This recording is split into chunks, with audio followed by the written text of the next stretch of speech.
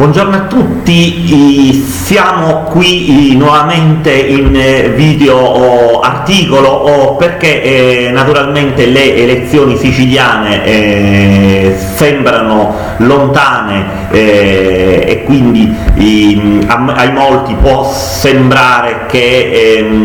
si stia un pochettino diciamo dormendo. In realtà i giochi vanno avanti e le situazioni via via che si vanno diciamo ad evolvere e a maturare sono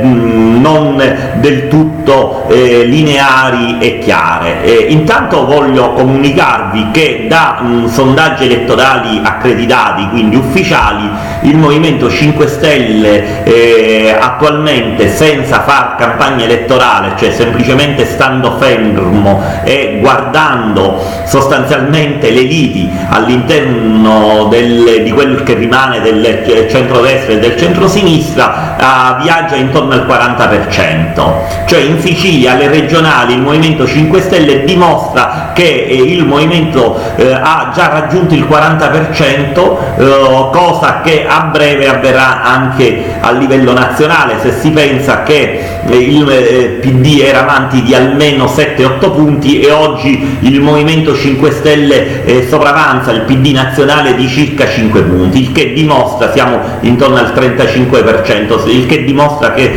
sostanzialmente nell'arco breve di tempo del governo Renzi il PD ha perso circa tra i 10 e i 15 punti percentuali, il che è del tutto diciamo evidente il fallimento della politica nazionale di questi partiti. I nomi che girano all'interno del Movimento 5 Stelle sono molto semplici, cioè i soliti, da Giancarlo Cancellieri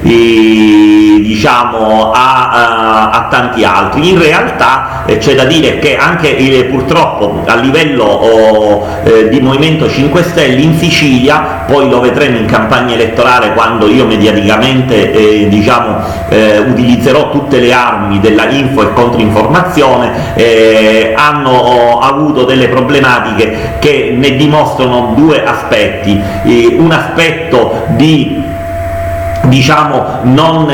coerenza politica su determinate questioni, vedi la questione firme false, e un'altra che riguarda la capacità di gestire una Sicilia con circa 10 miliardi di debito pubblico e che sebbene è un movimento sicuramente onesto, in realtà non ha quella esperienza politica per poter dare origine a una salvezza della Sicilia. È chiaro che un siffatto movimento, anche dal mio punto di vista, serve per spazzare via e quindi fare pulizia all'interno della politica siciliana, anche perché alle prossime elezioni regionali noi sappiamo benissimo che ci saranno sostanzialmente da 90 deputati si passerà a 70 deputati, quindi molti perderanno la poltrona. In questo scenario il PD è sostanzialmente perdente e le liti che attualmente si hanno tra Crocetta e il PD stesso ne sono ulteriormente ampliano sostanzialmente questo gap e questa diminuzione di consenso. Il PD ai minimi storici, si parla praticamente di essere intorno o anche sotto al 10%. L'unico che potrebbe diciamo ribattere o quantomeno arrivare secondo con una percentuale intorno al 18% e che unito potrebbe sfiorare anche il 30%, è il centrodestra. È chiaro che però nel centrodestra bisogna, e qui faccio un appello a tutti gli attori in causa, agire uniti senza dare quel senso di litigiosità o di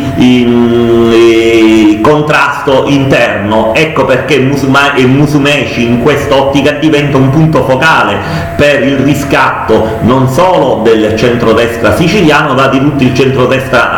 centrodestra nazionale. È un po', diciamo, la situazione a cui io mi voglio proprio focalizzare, che è quella là del mio sostegno a Musumeci, e proprio rispecchia un po' quella nazionale. Cioè, da un lato abbiamo Salvini che vuole fare il leader e che tutto sommato effettivamente oggi ha un ampio consenso, e da un altro lato abbiamo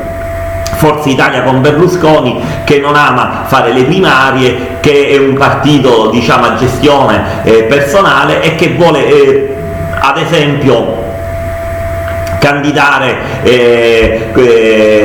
Zaia o altri, imporre questo. È chiaro che questo modo di agire non fa altro che ampliare un gap e dissolvere quel piccolo vantaggio che si può avere in termini elettorali. In Sicilia è ancora peggio, perché in Sicilia sostanzialmente noi abbiamo che ha una promessa di primarie da farsi entro il 23 aprile, laddove Musumeci candidato alla presidenza della regione, e ripeto, io che lo seguo da parecchio tempo, in questi anni, sin da quando c'è stata l'ultima elezione con Crocetta, ha lavorato paese per paese,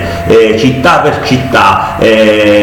puntualizzando l'attenzione su tutte le problematiche della Sicilia, quali i problemi dell'agricoltura, il problema infrastrutturale, il problema dei precari.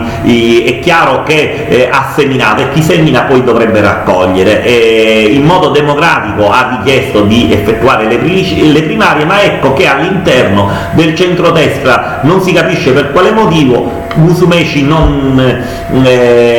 si vogliono fare queste primarie. Allora, le primarie non si vogliono fare per due ordini di motivi. Da un lato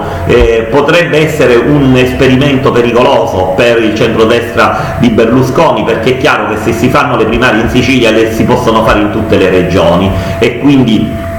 viene a mancare quel concetto di partito padrone che è Forza Italia. Nello stesso tempo c'è una sorta di azione, direi non più che direi di contrasto nei confronti di Musumeci da parte di una piccola parte del centrodestra, e quindi all'interno di questo meccanismo si vorrebbe imporre dall'alto alcuni nomi, per esempio la Prestigiacomo, che è sponsorizzata da Berlusconi, oppure Pogliese, e in modo particolare nell'ala, diciamo, palermitana la Galla. Lasciamo perdere diciamo, i candidati minoritari, come può essere quello di estrazione di autonomista e lombardiana come Armao. È chiaro che in quest'ottica questo tipo di azione di contrasto può dare origine a una perdita di voti del movimento di centrodestra, e in quest'ottica io faccio un appello di attuare le primarie, che potrebbero essere anche un'arma di marketing pubblicitario notevole, a sostegno anche della possibilità che i voti siano raggiunti con la forza della democrazia. In questo contesto noi ormai dovremo attendere il 27 marzo per vedere sia la scadenza delle candidature delle primarie, sia se queste primarie verranno fatte. È chiaro che al momento questa è la data delle primarie, si dovrà diciamo prendere la responsabilità della bocciatura delle primarie, e quindi una colpa politica all'interno di tutto il centrodestra, colui il quale le primarie le andrà ad annullare. Per cui se da un lato abbiamo un parco concorrenti che potrebbe essere anche un momento di marketing, di sviluppo democratico degli ideali di centrodestra, laddove ci sono tantissimi candidati, come abbiamo detto, ci può essere la Galla, ci può essere la Prestigiacomo, Pogliese, Armao, Musumeci. In realtà non andare alle primarie abolendole creerebbe un disastro elettorale all'interno del movimento di centrodestra. Perché? Perché sicuramente Musumeci andrebbe da solo, Musumeci si potenzierebbe, perché questo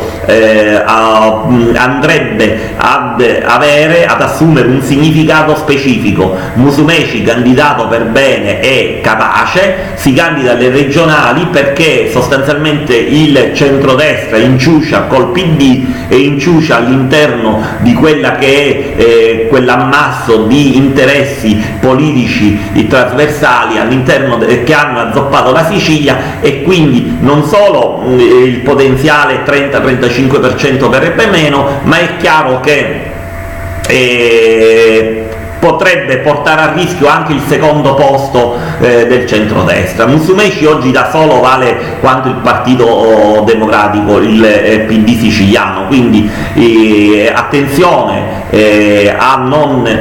fare delle scelte impopolari pensando a un patto del Nazareno all'interno della cosa siciliana, perché questo, se da un lato riuscirà a mantenere gli equilibri all'interno di quello che sono gli interessi trasversali fra i vari partiti, di fatto azzoppa definitivamente le possibilità di crescita esponenziale che potrebbe avere la coalizione di centrodestra da un'elezione siciliana effettuata poco prima di quelle nazionali. Io direi a tutte le parti in causa che è necessario fare le primarie, perché diciamo anche la candidatura di Musumeci non potrà essere calata dall'alto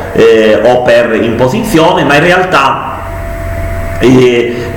da solo un'azione democratica si potrà evincere la posizione netta e distinta e nuova del centrodestra. Pensare a un candidato alternativo al Musumeci semplicemente per non far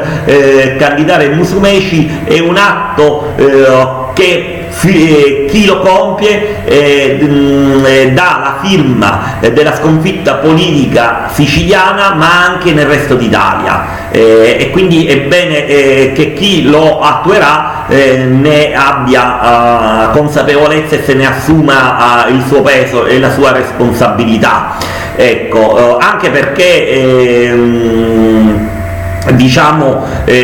stanno emergendo delle forze politiche anche di sinistra che tendono per paura a contrastare la posizione di Nello Musumeci, che ripeto è sicuramente una persona per bene e che sicuramente trova anche sulla base della grande esperienza politica difficoltà affinché si possa attuare quello che poi sarà la politica nazionale del bi o tripolarismo o trasversale tra PD e Forza Italia per sconfiggere il Movimento 5 Stelle. Questa condizione è dovuta al fatto che non solo ci sono degli intrecci trasversali di interessi, interessi e ricatti fatti a livello nazionale tra Berlusconi e Renzi, ma di fatto si teme non si ha il coraggio dei primi anni del centrodestra di andare a rompere il mazzo e quindi andare a contrastare non il PD che è perdente ormai dappertutto, ma anziché salvare con il trasversalismo e attraverso il patto del Nazareno il PD, andare a contrastare il Movimento 5 Stelle. Oggi questo lo si può fare, lo si può fare con Musumeci, partendo dalla Sicilia, che è stata sempre il laboratorio politico a livello nazionale, anche perché diciamo il potere politico in Toscana è ormai evidentemente mal visto da tutti tutte le regioni italiane laddove si parla di Consip, di banche e di Verdini, e quindi il 27 marzo bisognerà dare la dimostrazione che il centrodestra può essere una novità, può andare a contrastare il Movimento 5 Stelle e dare un taglio netto a quello che è l'inciucio del patto del Nazareno.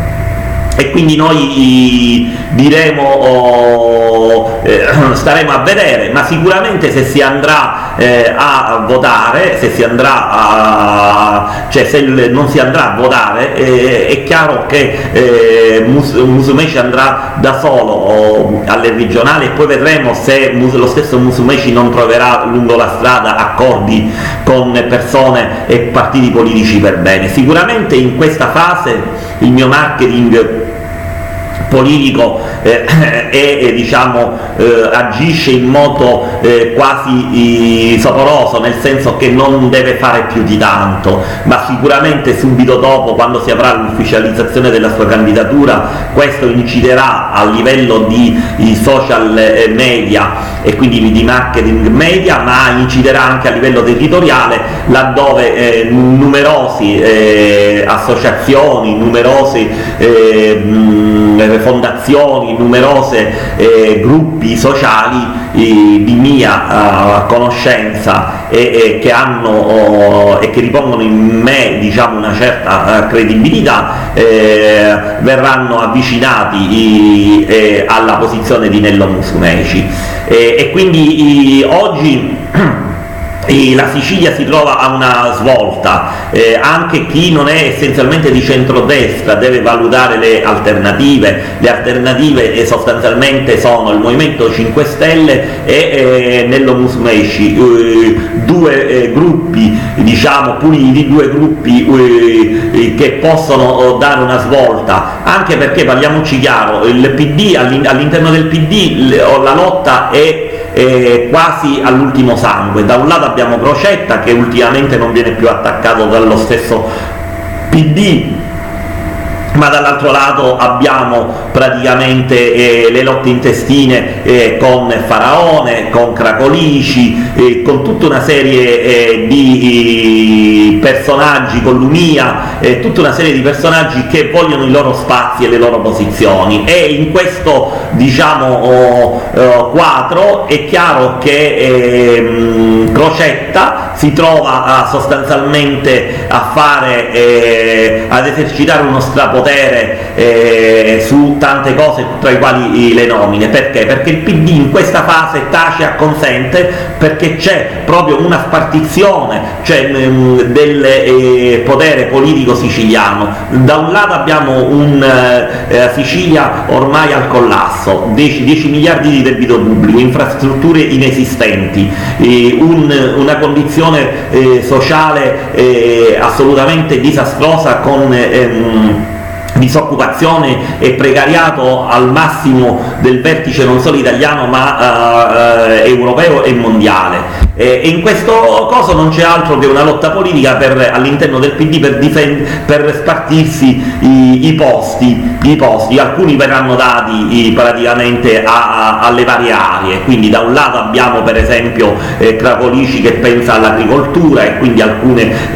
vicende, da un altro lato abbiamo Beppe Lumia che mira ad alcune presidenze di enti, e così anche Faraone. In tutto questo quadro è chiaro di che cosa stiamo parlando. Non stiamo parlando assolutamente del nulla, perché c'è una spartizione di pani e di pesci, laddove tutti stanno sostanzialmente zitti, nell'ottica anche di non poter essere eletti, e quindi in questo modo agisce Crocetta, che non solo ha devastato la Sicilia, ma che sta devastando anche all'interno del Partito Democratico, laddove trova comunque terreno morbido e quindi predisposizione. Il centrodestra, ripeto, ha un bivio, ha una scelta. È una scelta precisa, che è questa qui, che è quella lì sostanzialmente delle primarie, e proprio su questo si vedrà la posizione anche nazionale del nostro centrodestra. Certo, le dimissioni del capogruppo di Forza Italia Marco Falcone dal coordinamento delle consultazioni del 23 aprile non è che siano un bel segnale, ma io spero ancora che ci si possa ricredere. Oggi, parliamoci chiaro, la Sicilia deve fare la pulizia, e la pulizia non è soltanto le questioni, diciamo, di miglioramento sociale, di lavoro, di disoccupazione, di precariato, di infrastrutture, di agricoltura, ma deve fare pulizia all'interno dello stesso partito, all'interno più che partito, chiedo scusa, all'interno dell'ARS stesso, che si devono rigenerare un po' le istituzioni siciliane,